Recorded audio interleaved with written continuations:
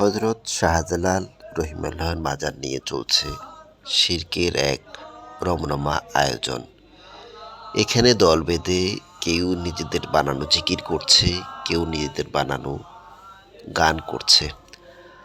আর এই কবরের উপরে শামিয়ানা টাঙানো, চারদিক থেকে ঘিরে রেখেছে মানুষ। কেউ মোমবাতি নিয়ে এসেছে, কেউ হয়তো সেজদা করছে, কেউ কবর থেকে ফিরে মুনাজাত করছে, যা একটি শিরকের সবচেয়ে বড় উদাহরণ।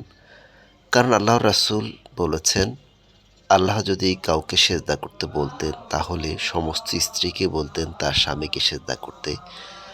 এছাড়াও আরেকটি হাদিসে আসছে, আল্লাহর রাসূল আলী রাদিয়াল্লাহু আনহুকে বলছেন, হে আলী, সমস্ত কবরকে মাটির সাথে মিশিয়ে দাও আর সমস্ত মূর্তিকে ভেঙে ফেলো।